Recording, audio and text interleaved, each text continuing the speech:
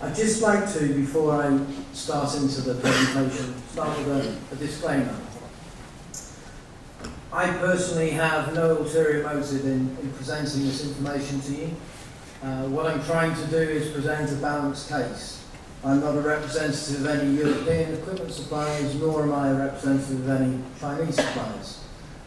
And I hope when you listen to the presentation, you'll try and understand why I'm doing it and what I'm trying to show. The presentation is based upon my personal experience in working both with European suppliers and Chinese supplied projects. And I guess at this point it's important to distinguish, despite the fact that many European suppliers produce in China, what I'm talking about is perhaps a turnkey project that is supplied by one of the major European suppliers. Despite the fact they're producing equipment in China, it's to their quality regime compared to a Chinese supplied plant from one of the major Chinese suppliers. So this is based on my personal experience, plus the experience of many people that I've done my research with. This is people who've been involved with these projects, commissioned the projects, and also operated these cement plants. There must be room within the market for both these types of suppliers. It's very clear that the Chinese have entered into the supply market very recently in terms of the history of the cement industry and have had a phenomenal success. The market share that the Chinese suppliers have gained in the past year, in the past 10 years, is incredible. So there must be room within the market for both types of suppliers. The reason why I wanted to do this or address the subject now, as opposed to maybe 5 or 10 years ago, is that the Chinese supplied plants now have a history. It's very difficult to judge the performance of a cement plant in the first 2 or 3 years of it. You really need a number of years of operation to really identify how well that project has worked and that plant has worked. So, Chinese suppliers entered the global market probably at the start of this century, and so a lot of plants have been around now for enough time to be able to make some judgments. All I'm trying to do is introduce some ways for cement manufacturers to make their decisions. So that's my disclaimer. I've got no ulterior motives. I'm not here to upset anybody, either from the Chinese supply industry or the European. These are views of myself and people that have helped me with my research. So, let's start the presentation now. We're just going to cover the history briefly of the cement plant suppliers. One of the things that I've been able to identify through the research is there are a number of additional costs that maybe need to be factored into Chinese supplied plants. We can then compare the capital costs for the different types of supply, look at some NPV and IRR calculations that we've done for different scenarios, and then some conclusions. So traditionally, and we're going back through the history of the cement industry, the supply of equipment has been through European companies, such as F.L. Schmidt, Pelicius, KHD. They're all names that we know. One of the reasons that the European suppliers have been so dominant is because of the technical developments within the cement industry have come from Europe. And if we go back in the history, back in the 1920s, the first type of preheater that was developed came from Pelicius, the Leopold Great preheater. If my dates and research is correct, it was actually FLS that patented the cyclone preheater back in the 1920s. In the 50s, I believe, the only type of cement kiln process that was installed by a KHD was cyclone preheaters. In the 1970s, pre-calciner development sprang mainly from Japan. And then even into the late 80s, our colleagues here from IKN have furthered the development in terms of cooler technology with a fixed inlet, which has gone across all of the suppliers. And I think the comment that we heard earlier about, I think it was in Rob's presentation, about plateau technology, there really hasn't been a major development in terms of technological advancement since the 1980s, 1990s. Well, what about the Chinese cement industry? Very little. Personally, I didn't know very much at all about the size of the Chinese market until the 1990s. And Rob's comments this morning, interesting, about the actual size of the market in China. Even if it is 600-700 million tonnes, it's still extremely big. If you think about the US, at its peak was about 120 million tonnes of cement. So you're talking a factor of 6 times more in China. Around this time, the major players, so the big Western cement manufacturers, started investing into the Chinese market. And Chinese equipment suppliers entered into the global market, like I said, at the start of this decade. But these are the same suppliers who've been supplying cement plants within China for many, many years. So it's not like they've just decided to say, right, we're going to go and supply some cement plants. They have a lot of experience in the supply of plants in China. And like I said earlier, the achievements of the Chinese suppliers in terms of market share, the number of plants they've built in a relatively small time, is absolutely phenomenal. I struggle to think of any entrants into other markets who've achieved what the Chinese suppliers have done in that short amount of time. A lot of this success has been based on price. I think nowadays you could probably say fairly safely that if you went out for quotes for a Chinese supplier and the same supply from a European supplier, you'd end up with a figure about 20 to 25% cheaper in terms of capital cost. And now that the market has sort of settled down, the general trend with Chinese supplied plants tends to be that the purchaser of the plant will choose some key pieces of equipment. So it might be a cooler from IKN or a raw mill from Nursia, some of those key pieces of equipment that the manufacturer actually wants, with the remainder of the plant supplied from Chinese suppliers. We have some names here of some of the Chinese suppliers. So as part of my research, I had a huge range of feedback on Chinese suppliers. And again, we must bear in mind, I'm not trying to pick on the Chinese suppliers, and it's equally possible to have a poor project experience with European suppliers as it is to have with Chinese suppliers. And here we have a lot of positive reviews of Chinese supply plants. Customers were highly satisfied. The Chinese were extremely willing and obliging to please their customers and to deliver what the customer wanted. And the plants certainly reached their targets in terms of output and fuel consumption. So nothing in the technical performance of the plants from these people who replied to my questions with regards to the supply. However, there were some negative comments that came back in terms of the installation quality, some delays in startup. Always have to take delays in startup in context, bearing in mind the willingness of Chinese suppliers to be obliging if the cement producer actually puts unrealistic time demands on and says we want our cement plants in 16 months and the supplier agrees.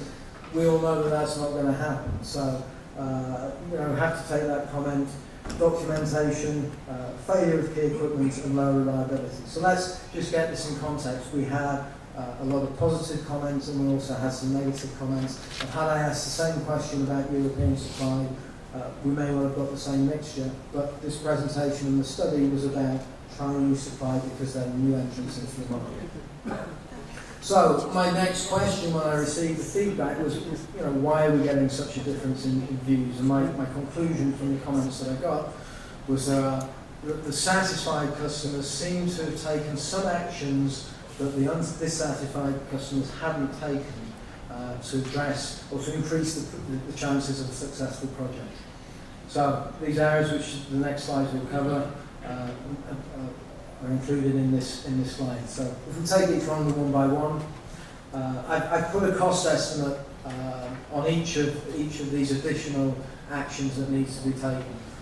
I don't think the cost estimates are too far wrong. They're ballpark figures. Some of them come from actual projects, and others are my estimates from my experience. So right at the start of the project, the technical review. So ensuring equipment specifications are right. So that might be the material of the kiln shell and is it thick enough, or it might be the design of the side plates to make sure that they are correctly sized. Making sure there's a full review of materials, the materials that are going to be used in the plant, making sure the grindability tests are properly done, that any sticky materials such as clays are fully investigated such that the hopper designs are correct, materials handling design is correct, Equipment meeting local standards is extremely important, especially with things like electrical supply. So if you're supplying into a country that has specific electrical standards, that the switchgear and the transformers and the electrical equipment will fit with the local supply.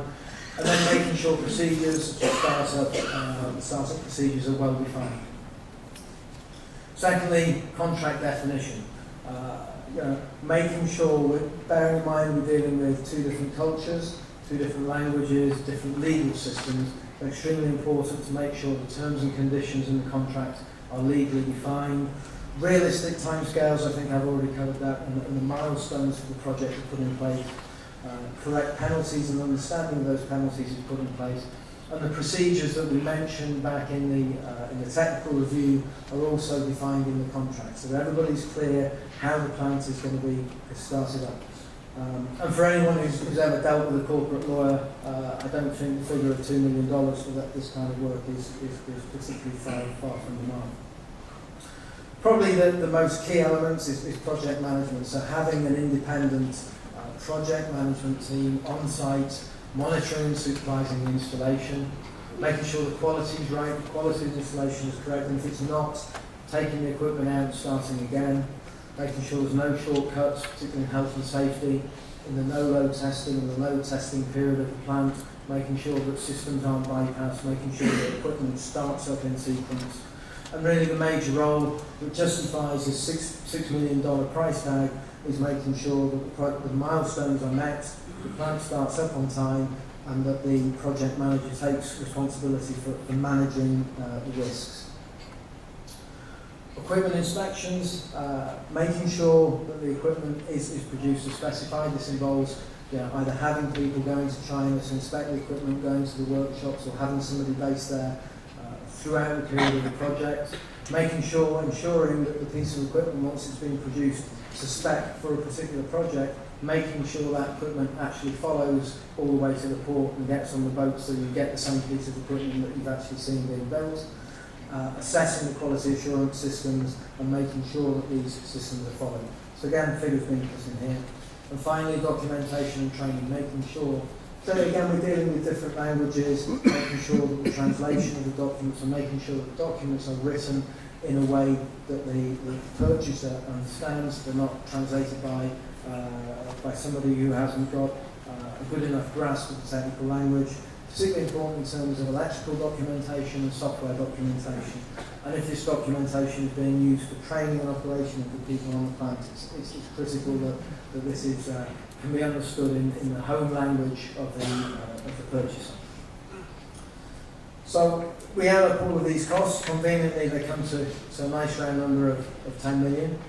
Like I say, I don't think we're too far off in the order of magnitude of these figures. I included a quote here from one of the people who helped me with my research. He said there are no miracles, the big players are managing the risks and the customer are paying a premium for these risks. This is where the savings are. If you're not ready to manage these risks, it's better to deal with the bigger players. Well, my understanding, where this gentleman says bigger players, is he's talking about the European suppliers. I don't particularly agree with him that all of the savings are within this managing the risk area, because there are other areas where Chinese suppliers are more competitive in terms of labour on the plant and bringing their own labour, as well as bringing steel work from China where it's cheaper to produce. So not all the savings are in that area, but there's certainly some degree of truth in the statement, which is why I included this quote. So if we look at the impact, I take the 3,000 tonne a day plan after the taking a 6 or a 10. But traditionally, well, up until recent years, 3,000 tonne a day has been a fairly standard size. I think nowadays you're probably pushing up to sort of 6,000 to 7,000 tonne. 3,000 tonne a day, 90% runtime. You see the figures up there. Gives us a cement capacity. One of the industry metrics for measuring or comparing the cost of new cement plants is the cost per tonne of installed capacity. So I've taken a figure, I think it's a reasonable figure of $150 per tonne of installed capacity to calculate my cost for a European supply plant, which is $174 million. Again, I have then added my 25% or reduction for a Chinese supply plant, which gives me $112.5 per ton of installed capacity to give me a capital cost for Chinese supply plant. But finally, I've added my nice round number of 10 million back in to give a Chinese plus those other costs added back in. So it's clear to see on the basis of my calculations, and you may question my calculations, but the Chinese supply plant is still significantly cheaper than a European supply plant. So what I wanted to do is then perhaps put some financial science behind it. I say science, I'm not an accountant, I'm an engineer, so I tried to, or I have calculated NPV and IRR, but they're not sophisticated financial models. It's trying to use financial analysis to help in the decision-making process. And I'm sure that when these projects go in, the cement manufacturers have a lot more sophisticated accountants than somebody like me looking at the phasing of the costs and returns. And clearly, as well as looking at the financial returns, other factors must be considered, and we'll cover some of those in the conclusions. So I did some calculations. I have the European case, which is the base case, 90% runtime. I'd say a margin of $30 a ton. I'd say a plant life of 30 years for the purpose of the calculations. You may question this, but when I was working in the Farge and Blue Circle, it was normal to depreciate a cement plant over a 30-year period. So that's why I've taken that time frame. And then we have the calculation of NPV and IRR. In the Chinese case, the first Chinese case, I've just taken the same conditions with the capital cost that we've had, and clearly, the NPV, no surprises here, the NPV and the IRR of the Chinese plant is far superior. So then I wanted to do some scenario analysis and look at, how these numbers change if we haven't got everything right with the Chinese supply plant. I'm not saying it will happen, I'm just looking at different scenarios. So here we've dropped the runtime from 90% to 80% and calculated the same financial ratio again. What's quite interesting with this second case, and I have checked the numbers a number of times, and of course, Excel is always correct, so, is that the NPV of the project is less with a lower runtime, but the internal rate of return is higher. And for those of you who use these financial parameters, if you're calculating IRR to compare two projects, you would normally take the project with a higher internal rate of return. So it's interesting to see that even with a lower runtime, the internal rate of return is better than the European supply plan. I then did another scenario looking at there's actually a mistake in this table because this figure here should be $25. I had to redo this table this morning because when I opened up the file, PowerPoint had decided to throw my tables out of shape, so I had to redo them. So this figure, the figure in the last column should be a $25 per ton margin. Why have I done this? Well, if you reduce your runtime and you have lower reliability, your costs are going to increase. In terms of variable costs, your fuel consumption, your power consumption will increase. And in terms of fixed costs, your maintenance costs will probably increase, as well as your clinker rate being less, so your divisor factor for the fixed costs is lower. So I've just taken $5 a ton off to have a look at the impact on the plant there, and you see a massive reduction in terms of the NPV of the project. Again, scenarios, as we heard from Jill this morning, are not, this is going to happen.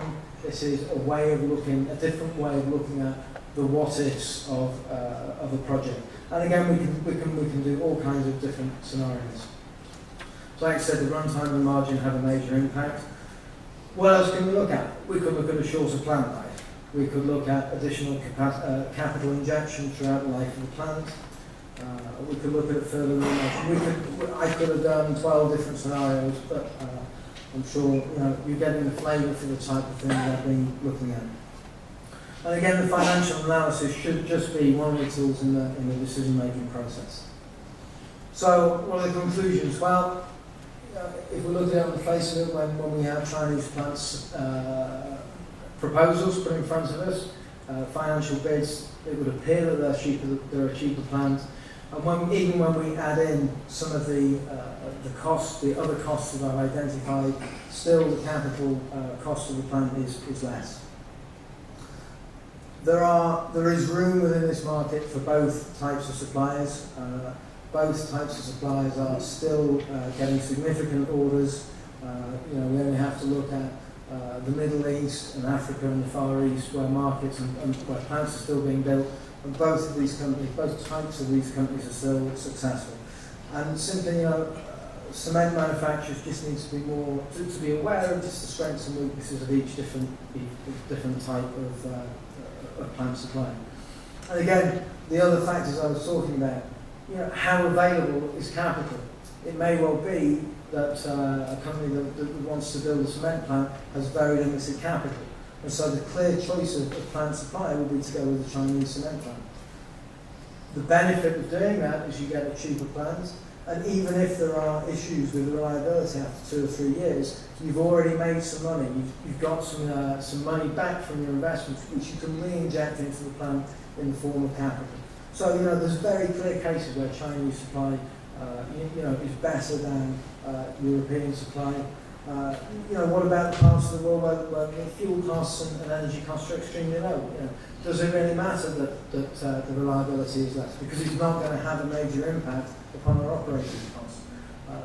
So really, what I hope I've achieved through the presentation is just some research into the different types of supply. I kind of thought it was timely now that the Chinese supply has been in the market for a long time. And there is clearly a case for both types of suppliers in the marketplace, and that's proven by the fact that both types of companies are still getting significant orders. Thank you very much.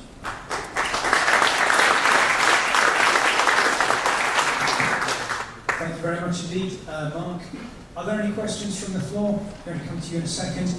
I just have one very quick question for you. You noted that a number of projects go to the Chinese, but the plant promoter then selects, for example, European major pieces of equipment. Do you see that is a situation that may change, that the Chinese suppliers are going to be producing vertical raw mills and so on and so forth, that for example, European or multinational companies would select over their European competitors? Well, the Chinese already do supply those types of plant. I think, bearing in mind that a lot of these key pieces of equipment have been developed in Europe, the benefit with the European suppliers is that they've gone through that learning curve and that experience curve and fine-tuned their designs over the years. The Chinese suppliers are going to go through that learning curve. So it may well be the case that their key pieces of equipment in the years to come are as good as the European supply. However, I think the cement manufacturers maybe gain a feeling of comfort in having the key pieces of equipment on the plant from a European supplier, as well as for example, if those key pieces are in place and you have difficulties or issues with the interfaces between them, for example, the transport system between them, it's very much easier to replace the transport system than it is to replace that piece of equipment. So potentially yes, but I think the comfort factor is there with picking European suppliers for some of those key pieces of equipment. Thomas Lamar from Olsen. I like your approach very, very much. I think it's also quite transparent. I was wondering, how does this apply to waste recovery projects? And you are now presenting this additional costs, which to me seem to be rather first reasonable and also to be fixed costs related to project management, documentation, and so on. I don't see this moving so much with the size of the type of the project. So now how is your feeling about how much cost should we have on the waste recovery projects supplied by a Chinese supplier to reach the standards that we would expect to be produced? Excellent question. A little bit of background on this, on the presentation, is that this presentation is something that Rob and I have been talking about for quite some time.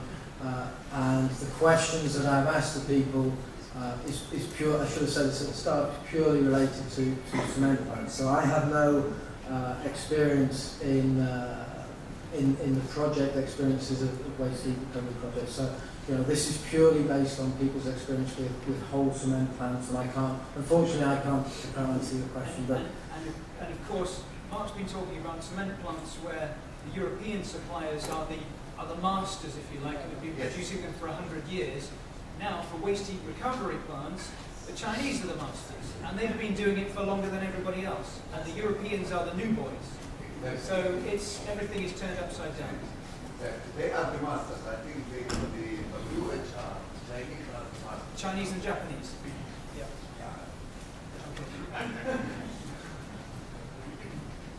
Okay, thank you very much.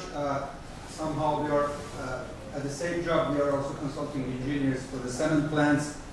8 years ago, our country started with an FLS kiln, 300 tons per day, and afterwards, the big players that you mentioned entered, KHT, Polysius, and we have worked all of them. And in recent years, we have in contact with Chinese because of the problem that our country is faced. And I agree to your own, let's say, that we categorize in the negative ideas about the Chinese plants. And one more I should add is my own indirect experience is the poor and delayed replies. The cement plants are a shared project. Many of the work should be done locally in the civil works, for example, in the local manufacturing of parts. And this regard, you need a lot of information from the main technology supplier, like the local manufacturing drawings, the information for the civil engineering, loads, and so on and so, which is directly in contact with my job, consulting engineering for the local works. And we have a lot of problems in this regard with the Chinese suppliers, while in the 8 years of experience with the European, more or less we didn't have such difficulties. And I think it comes out from the governmental companies of China with a centralized system, very heavy companies, and so the replies are very delayed to our requests regarding the local works. Thank you. But I just think that is a relevant point. But let's put in context that Chinese suppliers are still very young within our market, and those kind of areas are the areas that they are going to improve on with that experience curve. And so be an even bigger challenge to the traditional suppliers, I think. And just to include one extra point there, we were in discussion yesterday. There is one option for some countries, for example Iran, when they want to buy a new cement plant using multinational technology, and that is Chinese technology, because unfortunately the Western suppliers are not allowed to deal anymore with Iran. If they do, they risk having all of their accounts in America blocked, and the sanctions that will be imposed upon them are tough. So there is one option for Iran, and that is Chinese technology. Other? Yes, I would like to answer Mr. Hugson from DCAT France, and we experienced the building of a greenfield cement factory of 1 million tons per year in Kazakhstan by China Triumph International Engineering. So I would like to say that presentation rather sticks to reality, and today the plant, which has been commissioned in December 2010, is running properly with a good efficiency, but during commissioning and after a few months of operation, we faced big problems with electrical equipment. For example, we had big motors which failed, and we didn't buy spare parts, and we had, for example, the plant stopped for 1 month because of this fault in the electrical motors, and we had also some other problems with design. But today, after 1 year, the plant is operating successfully, but we faced some problems, and the efficiency of the plant was not so good. So, but we save quite a lot of money compared to European supply.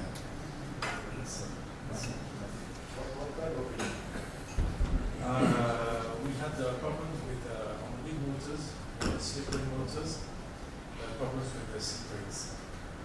And we had a short circuit. All the equipment was designed and manufactured by Chinese suppliers. We didn't take any European suppliers, even for the master business. We could talk about this all day. We're not going to. One last comment. Thank you, Robert. Since I want to give some comments for this. This is a very realistic study. Thank you. Regarding the Chinese supply, I would like to give some comments.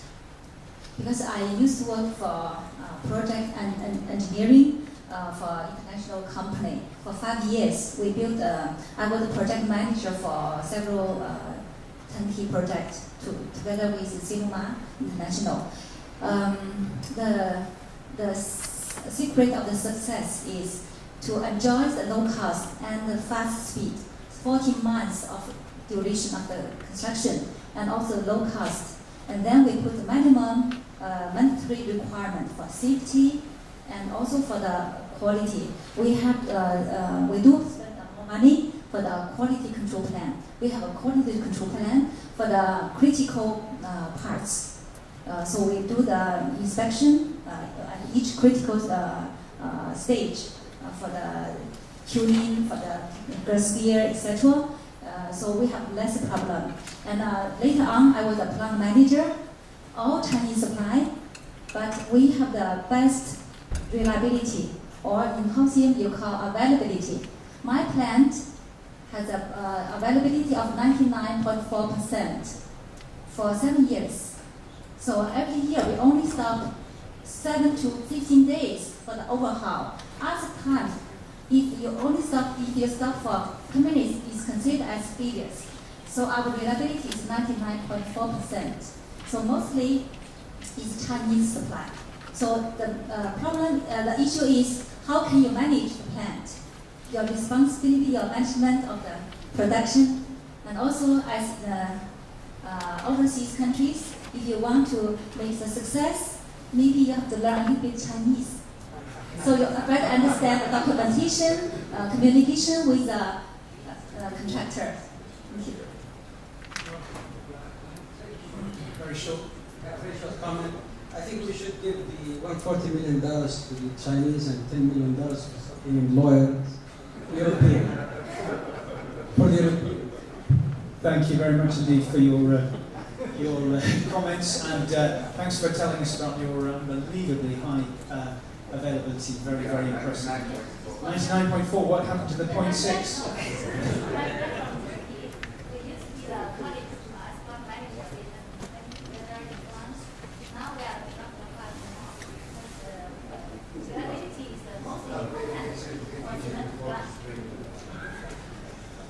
We might tell you what. Let's continue this at lunchtime and maybe over a beer tonight.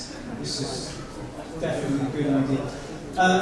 We're going to have to draw that presentation to a close, but let's join together once again to thank Mark for his very short presentation.